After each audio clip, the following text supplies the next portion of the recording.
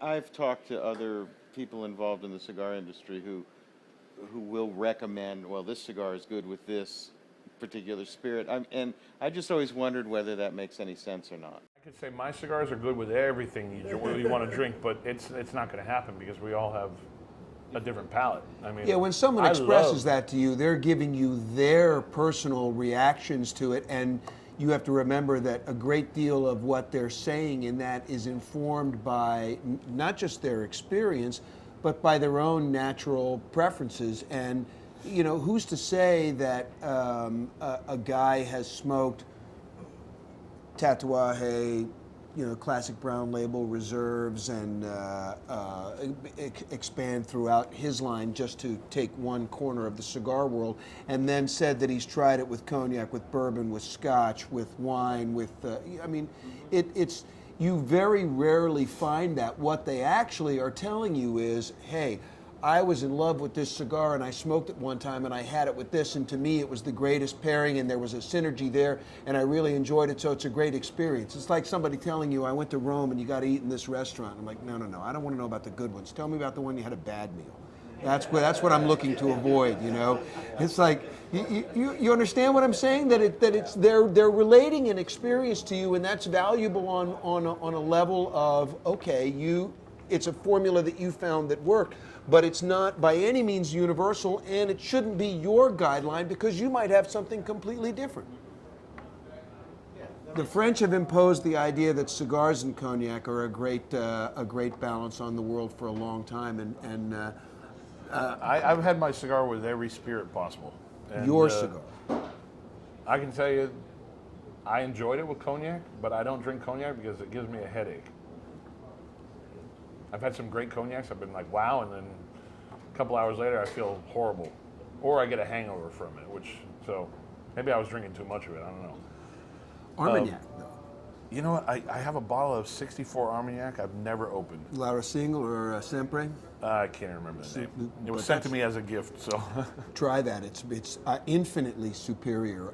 Again, same thing. It's totally personal, but it's What's the one you don't like? exactly peaty Scotch. You don't like peaty Scotch, eh? Yeah, I love it. You know, when I started in this crazy business, This was back in 1930, by the way. what we did all the time. What we did all the time, exactly, thanks. What we did continuously was taste blind, always. And I mean, it was literally, that was like a daily exercise, was to be smoking blind and get so that, not just that you knew like cigar brands or anything, but you knew components, you recognized building blocks.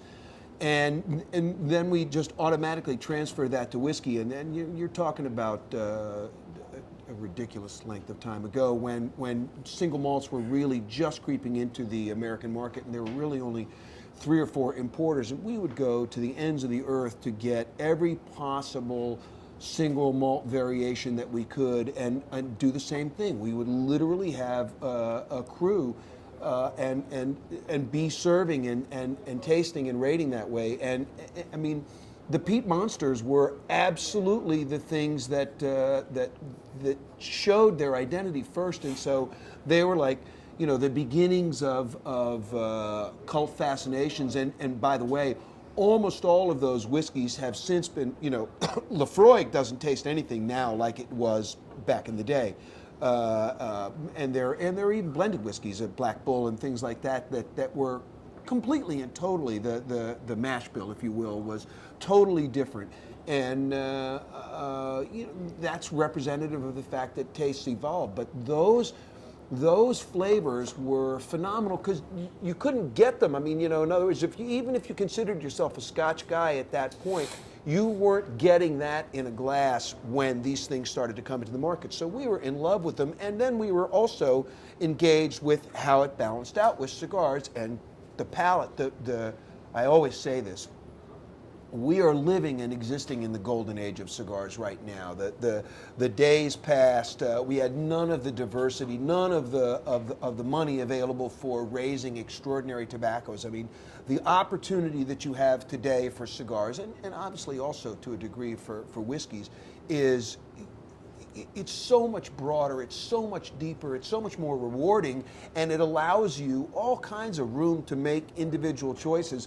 But the whiskey business has done the same thing. It's broadened. I mean, you go in a liquor store today and look at the shelf of whiskeys. I mean, of Scots and Irish is the new sort of Irish whiskey. also and the diversity of product that it used to be. I mean, your choices in Irish whiskey used to be Catholic or Protestant. That was the end of the story, And now it's like it's a whole different universe. Well, even up to a couple of years ago, you'd go into stores and you'd see a huge whiskey department, but really very little bourbon. That's right.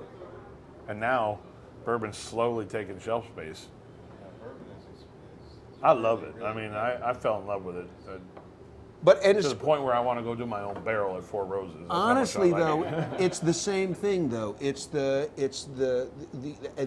maybe it's a loop that's self-reinforcing, but as the money creeps into the marketplace, you have got a generation of guys in the bourbon business that are doing things that their grandfathers would have been really proud of. So it's about the roots and understanding, but they're building personal expressions of whiskey that are the reason why we have the pillars of the community so Parker Heritage and the things that. Even that Fredno has done, but you've got the Beam family. The legacy of these guys is extraordinary, and so the complexity of product that you are offered is this amazing palette that I mean, talk about huge swings in terms of the flavor that you can choose. So just saying, I like bourbon is like giving you the tip of the iceberg in terms of flavor. And there's a big reason why Civil has so many bourbons on their menu. Exactly right. Because and one of the reasons is because bourbon, by its very nature, like rum essentially, has properties that enhance a cigar as opposed to fight with it. Yeah. Or challenge it. It's easier to make. You can stumble into a great combination of bourbon and cigar, and you have to work harder in some other spirits categories. Oh yeah. For me, it's hard to find a good pairing with Scotch, and I just stay away from it. Mm-hmm. But that's really antithetical to a lot of people's. And that's just lot me. of people's. That's just me. A lot of people's whiskey preferences. Cirillo? Quick question. Tatuaje is kind of considered one of the innovators in the cigar industry.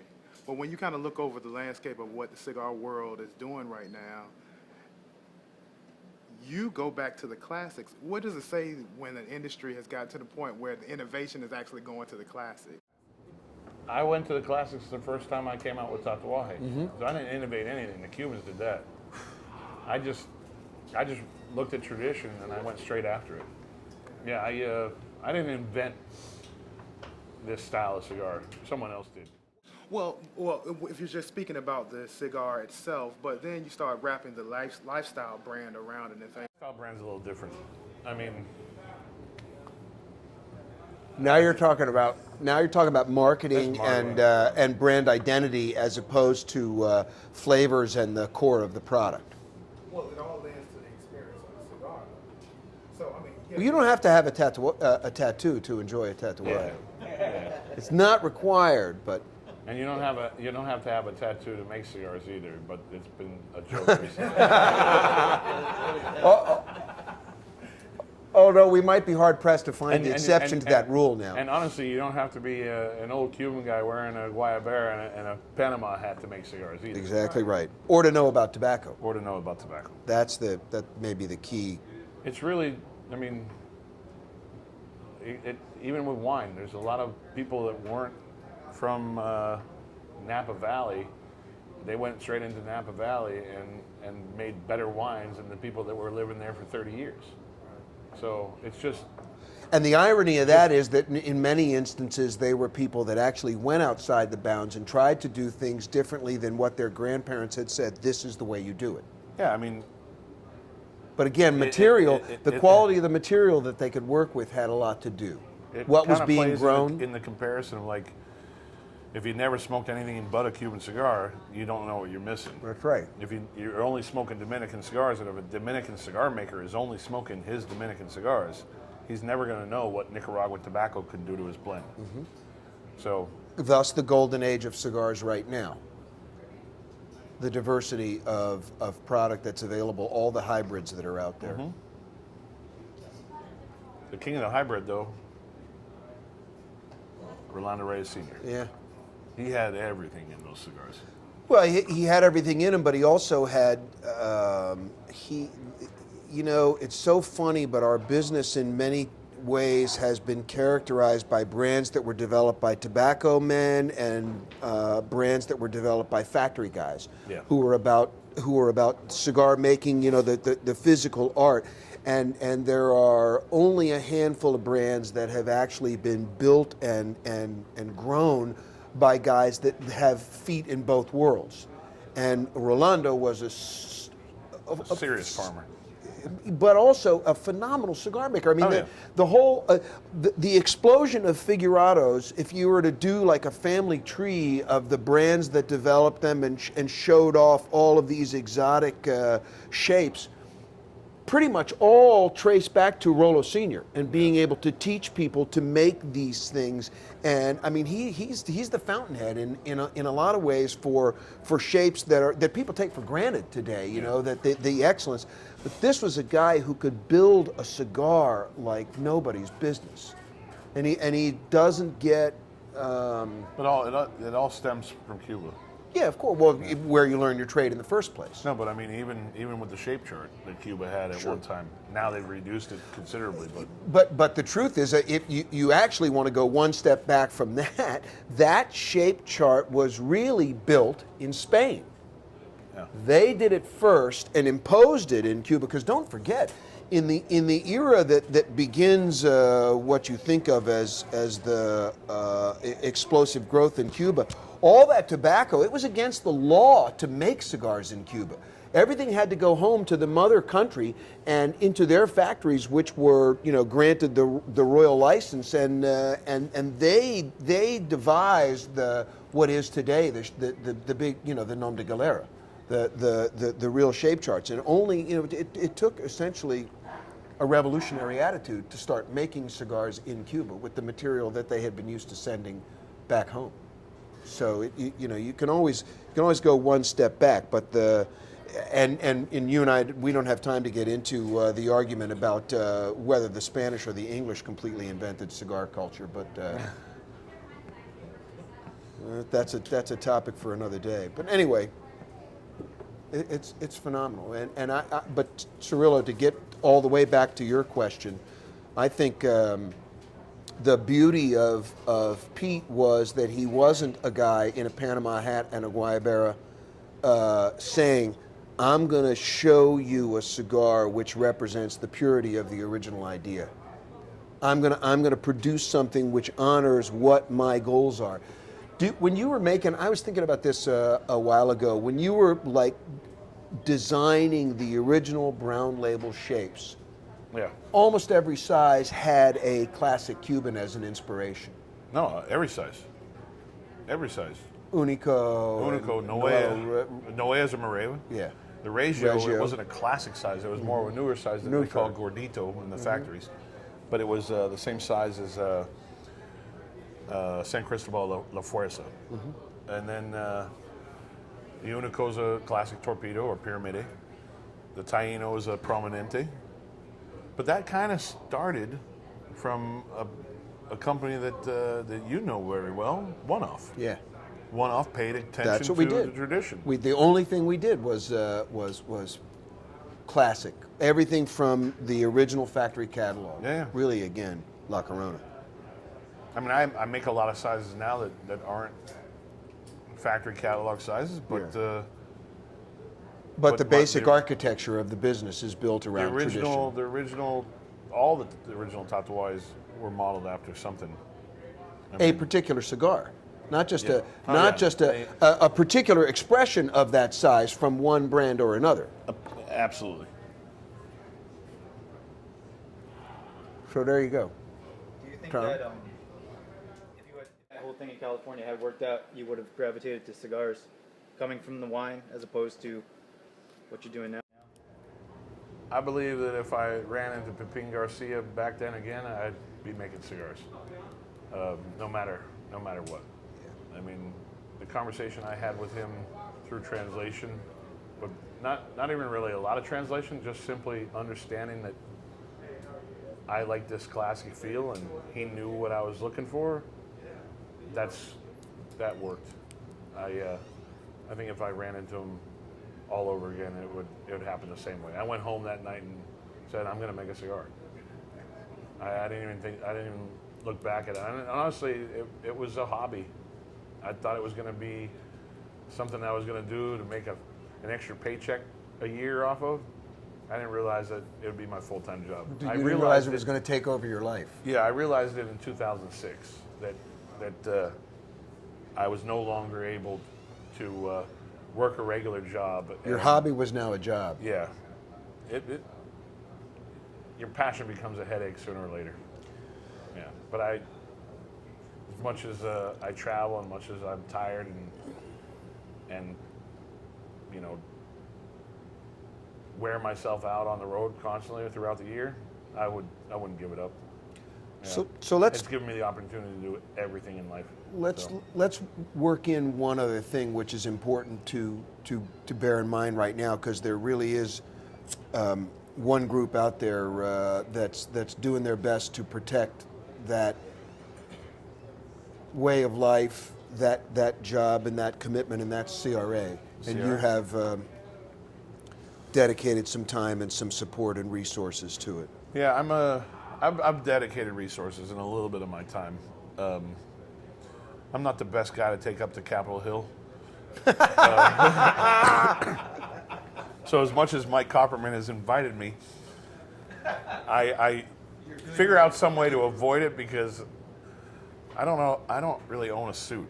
So like, I own a tuxedo that I use for Once a year. and for me to put on a suit, yeah, I haven't owned a suit since I met you. I mean, I don't think I can fit in those suits anymore either. Yeah, exactly. So Well, but that's the. I'm not the most eloquent guy either. So I don't think that's true. I don't think that's I true would at all. think, It's not about eloquence. I think Mike Copperman does a huge job for in our defense to help our industry, and he's extremely knowledgeable and well spoken about all the parts and those little pieces that we need to take care of with our government. And I would be the guy that would just stand in the back of the room and nod my head. Go ahead, Warren. So join CRA if you haven't already. Please, really important. It is Warren? important. No, I was. Did I say something? You raised your hand. Yeah. No, I think I was just. You're doing that. Excited away. I'm trying to take off. Okay. Hey, I have a question you alluded to earlier. The Napoleonic appellations that were established. It's always a complicated question. It's one of the large reasons you have things like Bordeaux. It goes Yeah. back to the way in which truth in advertising. That's. I use that term a lot. Do you think our industry can evolve to where we have those levels of certification and all of the connoisseurship breeds? I love it. I mean, I talked about this before. Yeah. I would like to see the CRA be our certification. I would love to see. About that recently. I would love to see the CRA. I talked to Glenn about it actually. I would love to see the CRA, or even with the help from Jorge from Tobacconist University. Love to see someone come in and kind of certify every product that we make. I mean, I'd love to start with you guys to have you certified. Yes, I'm using those tobaccos. The problem is, anybody can take a bale of tobacco and change the outer bale and say it's made in, it's Nicaraguan instead of Mexican. No, did I say that out loud? Sorry. It's nothing that doesn't have a historical reference. Many a bale left back in the day, left the Dominican Republic and arrived in Europe labeled Cuba. Yeah, there you go. Or even Nicaraguan. Puerto Rico. Yeah. Puerto Rico used to their primary tobacco output was always arriving in Europe, relabeled Cuba. But you think that we have you know a spider web of networks to deal with in terms of the protecting ourselves as a retail industry now, as manufacturers fending off the FDA. Imagine the idea that you're going to certify tobacco production from 100 countries, Yeah. or even the 10 or 12 that are Yeah. readily identified now, let alone the regions. You know, I mean, the era of the implementation of the Napoleonic Code for certification of DOC for wine was one in which governments could impose, and there was really only one place that the whole world respected as a production source. And imagine if you will, you know, that the notion that you're going to go to Cuba and say, by the way, we want you to define and identify all these regions of production. It would be I don't even know where to get started with it, but I mean, I would love it if it existed. But conceptually, it's a superb idea. Implementation. You have to have governmental involvement. Yeah. I mean, maybe that us, you know, having those certifications might protect us from the problems we're having, Well, as a platform. and body, you can engage might in some also things. separate us more from Pretenders. the death sticks of the world, the cigarettes. I mean, I can't stand cigarettes. I can't even stand if someone lit one up in the front of the store, I'd smell it. So it's one of those bad problems that I just don't like. And I think maybe if we could figure out other ways to separate ourselves, just other than just the simple argument that we're handmade, I think maybe we wouldn't have so much trouble. If you apply more, somehow if you impute more status and more unique properties to the individual raw materials as they come forward from the world and what they represent. In other words, how many man hours are in a bale of tobacco? A lot. It's phenomenal. How many thousands of hands too? So go ahead, Cirillo. Wouldn't it be easier though for the region to actually adopt that? I mean, that, Absolutely. First, Well, a country, Bordeaux, because Bordeaux. but a country could do it. A country could impose it, saying Nicaragua and yeah. So it seemed would be almost impossible to do it from a well, that's why there's top down. that's why there's Pro Cigar, and that's why there's the Nicaraguan Tobacco Organization. I mean, they're all grouping together to kind of like say, hey, we're proud. This is Nicaraguan tobacco. We're proud. This is Dominican tobacco. Right. So yeah, I think it absolutely would probably have to start there, but it eventually needs to move into some organization in the United States to kind of say yes, that is.